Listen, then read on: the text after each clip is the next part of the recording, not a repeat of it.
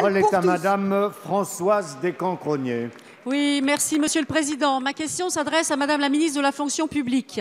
Madame la ministre, alors que nous approchons d'échéances majeures, la question de la fonction publique s'est imposée comme un sujet essentiel de débat public. Les prises de position ne sont pas toutes exemples de caricatures, de raccourcis et d'instrumentalisation, à tel point que certains partenaires sociaux ont dû intervenir dans le débat pour rappeler le rôle essentiel rempli par les fonctionnaires. La fonction publique ne peut pas être une simple variable d'ajustement comptable. Derrière les agents publics, ce sont des vies sauvées dans les hôpitaux ou par des pompiers, des enfants éduqués dans nos écoles, des habitants protégés du terrorisme, des citoyens accompagnés à chaque étape de leur vie. Après plusieurs années de fonctionnaire bashing, dans laquelle elle est passée maître, l'opposition et son candidat proposent la suppression de 500 000 postes de fonctionnaires, soit 9% des effectifs en l'espace de 5 ans. Les agents publics ne seraient plus qu'une charge qu'il faudrait éliminer.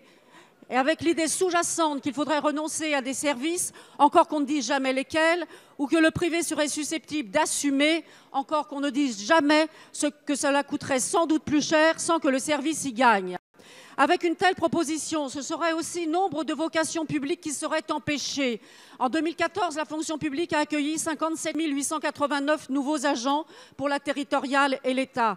Ces serviteurs de la République auraient-ils dû être empêchés de passer leur concours? Ce serait se passer de nouvelles idées et de talents. L'opposition considère peut-être qu'ils auraient dû rester chez eux. Supprimer 500 000 emplois publics, c'est fermer l'horizon de la République à plus de 2 millions de candidats sur 5 ans. En vérité, fermer l'accès à la fonction publique, c'est anémier la République.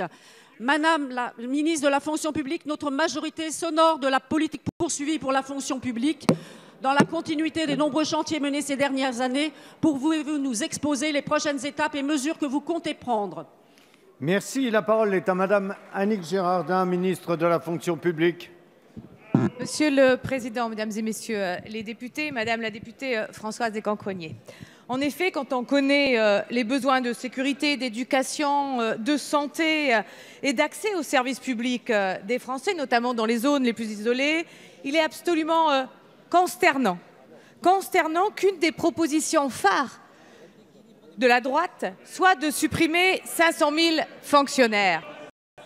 Notre pays n'a pas besoin de suppression de pans entiers de services publics, mais il a besoin de solidarité, il a besoin d'un vrai programme politique à la hauteur des défis de la France. Les fonctionnaires sont en première ligne et nous l'avons reconnu dans nos choix. Nous avons créé et recruté 60 000 enseignants, 17 000 fonctionnaires pour les forces de sécurité et de justice. Nous avons répondu à l'urgence de l'augmentation des catégories C, les plus bas salaires de la fonction publique. Nous avons redonné du pouvoir d'achat aux fonctionnaires avec le dégel du point d'indice. Sans nous, dans 5 ans, un enseignant aurait été recruté au SMIC. Sans nous, à 40 ans, un fonctionnaire pouvait ne plus avoir de progression de carrière. C'est le sens de PPCR. Monsieur Dorn. Nous avons aussi travaillé sur l'exemplarité de la fonction publique avec la loi déontologie que vous avez rapportée, Madame la députée. Et nous poursuivons notre action comme le Président de la République l'a souhaité et comme le Premier ministre l'a souhaité. Avec notamment un travail sur les ressources humaines et la création d'une DRH État.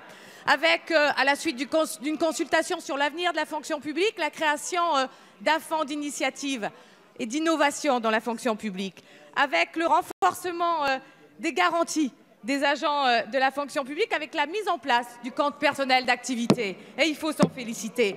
La mobilité est au cœur aussi de nos préoccupations, comme la diversité, comme les droits, l'égalité des droits et femmes sur lesquels vous travaillez. Et nous donnerons suite à vos propositions, Merci, Madame la ministre. La parole est à Madame Marine